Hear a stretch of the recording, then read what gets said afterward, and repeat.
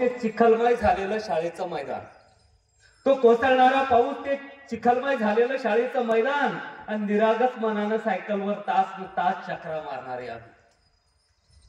तो कोसळणारा पाऊस ते चिखलमय झालेलं शाळेचं मैदान आणि निरागस मनानं सायकलवर तास तास चक्रा मारणारे आम्ही. पडलो, रडलो, हसलो आणि पुन्हा तीच परिक्रमा. तो तुटलेला बाकडा ते कर्कटकने कोरलेलं नाव. वा.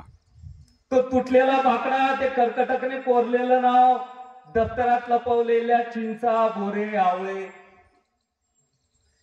आप्पांनी आवळे लावलेले होते, आता आहेत की नाही मला माहिती नाही, पण आप्पांचे आवळे आम्ही चोरलेले आहेत.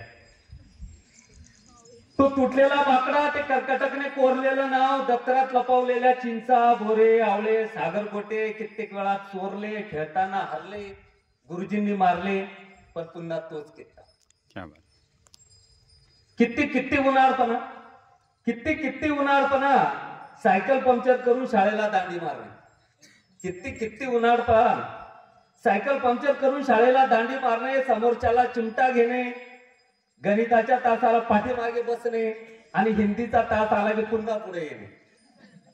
किती किती उन्हाळपणा. सायकल पंक्चर करून शाळेला दांडी मारणे, समोरच्याला चिमटा घेणे, गणिताच्या तासाला पाठीमागे बसणे आणि हिंदीचा तास आला की पुन्हा पुढे येणे.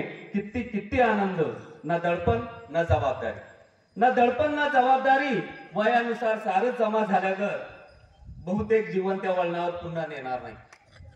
बहुतेक जीवन त्या वळणावर पुन्हा नेणार नाही. ते दिवस पुन्हा येणार नाही. हसण्याचे, खेळण्याचे, बागडण्याचे, मार खाण्याचे, मार देण्याचे, उन्हाळपणाचे. पण वाटतं कधी कधी मी पुन्हा येईल, मी पुन्हा येईल, मी पुन्हा येईल. धन्यवाद सर.